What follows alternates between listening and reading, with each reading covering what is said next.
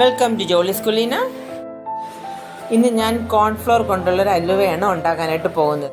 ഇതിനുവേണ്ടി ഏകദേശം 100 gram cornflour എടുത്തിട്ടുണ്ട്. ഏകദേശം 1.5 ബൗളോളം കോൺഫ്ലോറാണ് എടുത്തിട്ടുള്ളത്.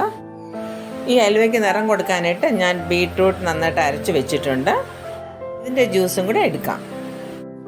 1.5 ബൗൾ കോൺഫ്ലവറാണ് ഉള്ളത്. അപ്പം ഞാൻ ജ്യൂസിലേക്ക് വെള്ളവും കൂടെ ഒഴിച്ചിട്ട് ഏകദേശം 2.5 ബൗൾ വെള്ളം ആക്കി എടുത്തിട്ടുണ്ട്. ആ വെള്ളം ഇതിലേക്ക് ഒഴിച്ചു കൊടുക്കുകയാണ്.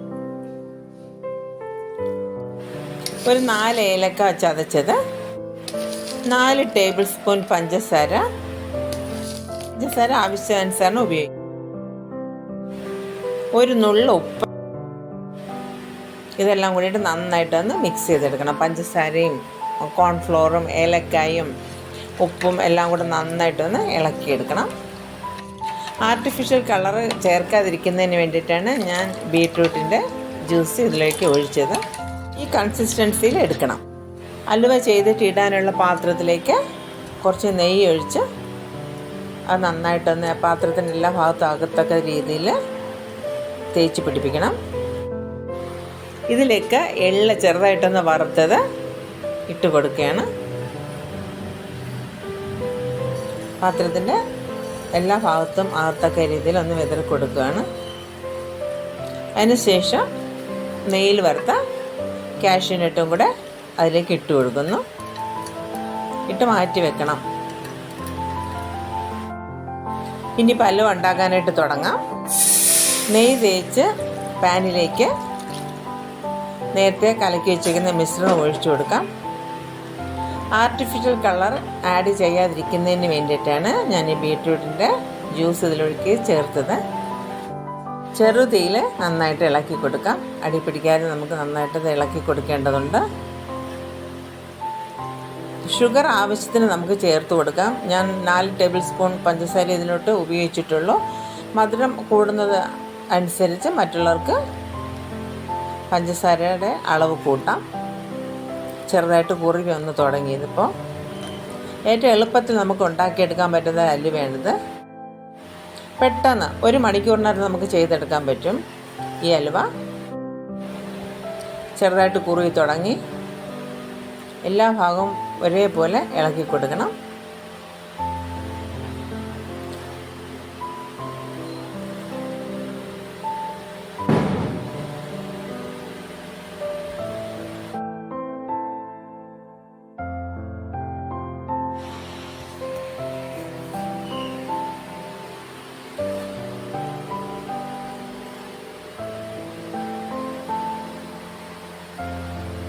കേട്ടോ, ബീട്രൂട്ടിൻ്റെ കളർ നന്നായിട്ട് വരുന്നുണ്ട്. ഇത് കുറുകി വരും തോറും ബീട്രൂട്ടിൻ്റെ കളർ നന്നായിട്ട് നല്ല ബീട്രൂട്ടിൻ്റെ കളറിൽ തന്നെ ഈ അലുവ നമുക്ക് കിട്ടും.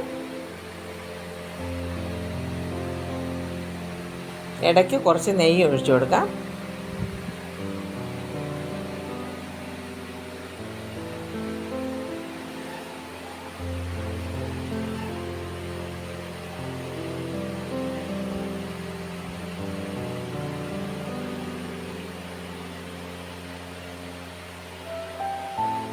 നന്നായിട്ട് ഇളക്കി യോജിപ്പിക്കാം. നമുക്ക് 4 വശത്തും പറ്റിയിരിക്കുന്ന എല്ലാം ഇതിനോട് ചേർത്ത് ഏകദേശം അലുവ റെഡി ആയിട്ടുണ്ട്. വളരെ പെട്ടെന്ന് ഉണ്ടാക്കാൻ പറ്റുന്ന അലുവയാണ്. ഗസ്റ്റ് വന്ന ശേഷം വേണമെങ്കിൽ നമുക്ക് പെട്ടെന്ന് ഇത് റെഡിയാക്കി എടുക്കാൻ പറ്റുന്ന ഒരു അലുവയാണ്. അപ്പോൾ ഇപ്പം ബീട്രൂട്ടിൻ്റെ ജ്യൂസ് ഉപയോഗിച്ചതുപോലെ ക്യാരറ്റിൻ്റെയോ പംകിൻ്റെയൊക്കെ ജ്യൂസ് നമുക്ക് ഇതിന് ഉപയോഗിക്കാനായിട്ട് സാധിക്കും.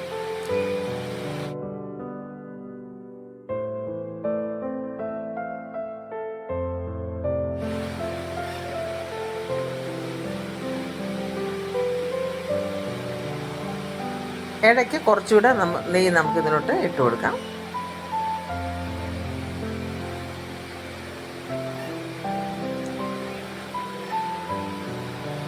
അരി അലുവയോ അല്ലെങ്കിൽ ഗോതമ്പ് അലുവ ഉണ്ടാക്കുന്ന പോലെ അത്ര പാടില്ലാത്തൊരു അലുവയാണിത്.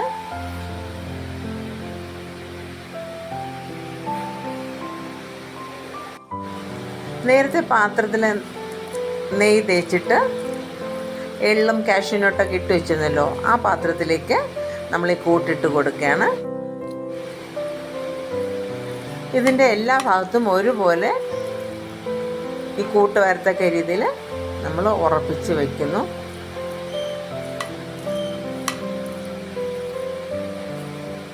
ഏകദേശം അരമണിക്കൂർ മതി ഇത് തണുത്തിട്ട് ഒന്ന് ഉറഞ്ഞു കിട്ടാനായിട്ട്. ഏകദേശം അരമണിക്കൂറായിട്ടുണ്ട്. നന്നായിട്ട് അലുവ ഉറഞ്ഞു കിട്ടിയിട്ടുണ്ട്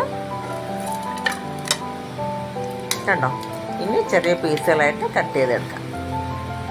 വളരെ എളുപ്പത്തിൽ സ്വാദിഷ്ടമായ ഒരു കോൺഫ്ലവർ അലുവയാണ്. എല്ലാവരും ചെയ്ത് നോക്കണം കേട്ടോ. ഓക്കേ.